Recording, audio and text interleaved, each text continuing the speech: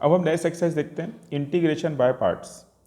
बहुत बढ़िया चीज़ है ये, इसको आप ध्यान से समझने की कोशिश कीजिए। इंटीग्रेशन बाय पार्ट्स, यदि दो फंक्शन इंटीग्रेशन में फर्स्ट इंटू सेकेंड में मिल जाए तो हम क्या करेंगे। तो हमारा ये पूरा फार्मूला दे रखा है हमने यहाँ पे, first integration of second minus d by integration D by D x of first integration of second big bracket closed और डी एक्स। थोड़ा सा कन्फ्यूजन आ रहा होगा आपके दिमाग में, ये क्या चल रहा है। अब सबसे पहले यदि दो क्वेश्चन दे दिया जाए तो फर्स्ट सेकेंड किसको लेंगे, तो उसके लिए भी एक तरीका है ना।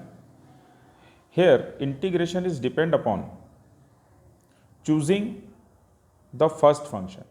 इंटीग्रेशन हमेशा डिपेंड करता है कि आप किसको फर्स्ट फंक्शन चूज कर रहे हो।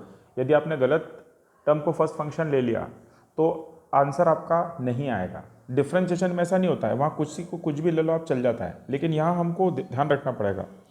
सो we choose first function which come first in the word of letter ILATE, ILATE, ILATE। क्या मतलब हुआ इसका ILATE का। सबसे पहले आई मतलब इन्वर्स। यदि क्वेश्चन के अंदर कोई इन्वर्सिबल फंक्शन है तो उसको हम फर्स्ट फंक्शन लेंगे, जैसे sine inverse x, cos inverse x etcetera, tan inverse, sec inverse, cosec inverse, cot inverse, जो अच्छा लगे।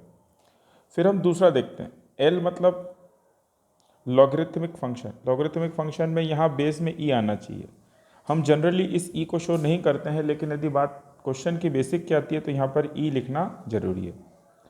फिर हमारा तीसरा टाइप है, तीसरा जो वो होगा algebraic expression, algebraic function, expression गलत वर्ड बोला, algebraic function x to the power n type. जो भी x to the power n type होगा उसको हम फर्स्ट फंक्शन ले सकते हैं, जो पहले आएगा वो फर्स्ट फंक्शन होगा, ठीक है। फिर इसके बाद आता है trigonometric function, sine cos tan से कॉसेक कॉट, जो अच्छा लगे आप ले सकते हैं। और सबसे लास्ट में आता है ई, एक्सपोनेंशियल फंक्शन। ये कुछ बच्चों ने नहीं पढ़ा है, ई टू दी पावर एक्स, शायद ये 11th क्लास में सभी हट गया है। तो ई टू दी पावर एक्स, आप सिर्फ इतना ध्यान रखें कि ये ई टू दी पावर एक्स होता है। उसके अलावा मैं आपको कुछ बेसिक चीज़ें यहाँ पे बता दूँ कि यदि आप लॉग टू द बेस ई लिखते हैं तो ये हमेशा 1 होता है। यदि ई की पावर लॉग एक्स लिखा है तो ये हमेशा एक्स होगा। मतलब ये दोनों मिलके 1, ये दोनों भी मिलके कितना हो जाएंगे 1, और आपका सिर्फ कितना बनेगा एक्स। ये कुछ बेसिक हैं जो आपको ध्यान रखने या आगे आपको कहीं ना कहीं आएंगे, इसलिए अभी बताया। चलिए क्वेश्चन देखते हैं एक्सरसाइज 11F का, एक्स कॉस एक्स। अब फर्स्ट फंक्शन किसको लें, आइलेट रूल में देखो, इन्वर्स है क्या, नहीं है तो इसको हटा दो। लॉगरिथमेटिक है, नहीं है, इसको हटा दो। एल्जेब्रिक है, हाँ है, ये रहा x to the power n. तो ये हमारा क्या होगा, फर्स्ट फंक्शन होगा। देख लीजिए, ये हमारा क्या होगा, फर्स्ट फंक्शन होगा। तो जो बचा हुआ है वो अपने आप सेकंड हो जाएगा, ठीक। जो पहले आएगा वो फर्स्ट फंक्शन होगा। फिर हमने फार्मूला, दोबारा फार्मूला लिख रहा हूँ आपके सामने। ये फार्मूला आप जितनी बार क्वेश्चन सॉल्व करें, मैं आपसे एक्सपेक्ट करूँगा कि आप उतनी बार लिखें ताकि आपको फार्मूला अच्छे से याद हो जाए। आई इज इक्वल्स टू, नहीं, integral first into second D X, first integration of second D X minus integral big bracket D by D x of first integration of second D X और big bracket closed D X. First के place पे आप x को रख दीजिए और second के place पे आप cos x को रख दीजिए। देखिए हमने रखा, आजा भैया पीछे। क्या रखा हमने, x cos x minus d by D x of x integration of cos x d x big bracket closed D x. अब देखिए x cos x का इंटीग्रेशन, देखिए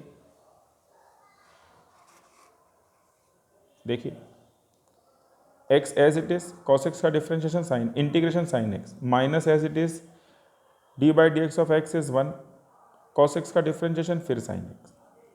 अब हमको इस इंटीग्रल को सॉल्व करना है। आपको हमेशा ये सेकेंड इंटीग्रल ही प्रॉब्लम देगा, देखना।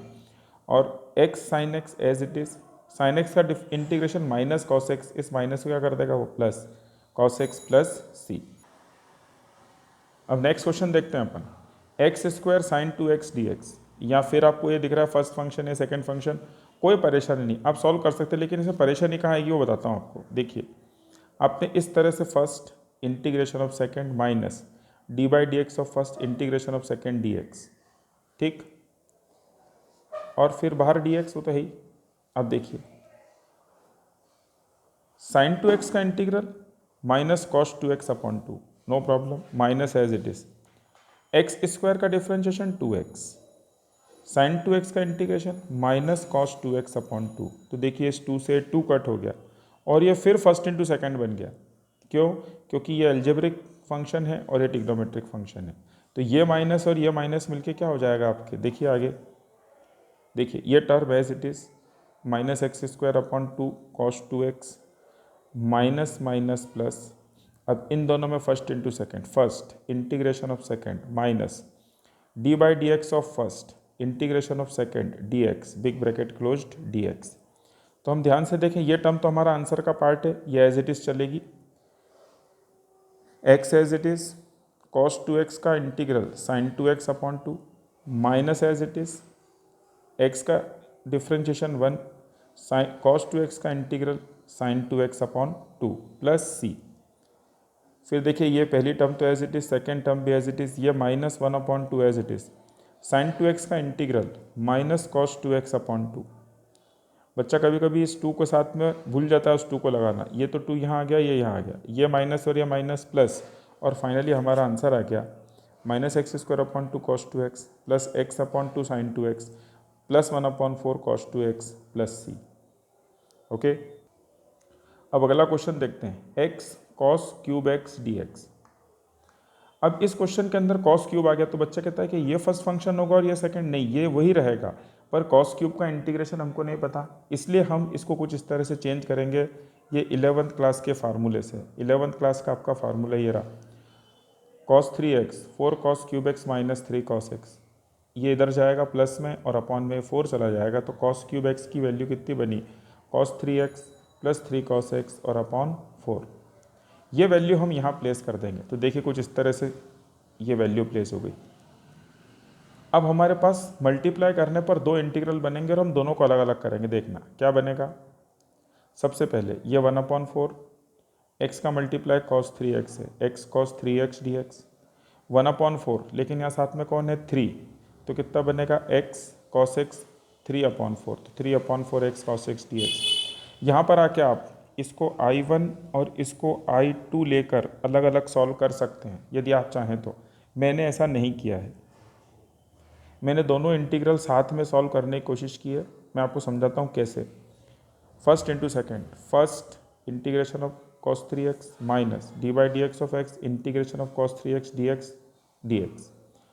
फिर यहाँ कितना है प्लस, तो देखिए ये नीचे आ गया प्लस 3/4, इसमें first into second, first integration of second minus d by D x of first integration of second D x. फिर देखिए, फिर मैंने पहले वाले को सॉल्व करा, 1/4 as it is x sine 3x upon 3 minus x का differentiation 1 sine 3x upon 3 cos 3x का इंटीग्रेशन। फिर देखिएगा प्लस 3/4, देखिए ये as it is x as it is cos x का integral sine x sine differentiation of x is 1 cos x का integral sine x.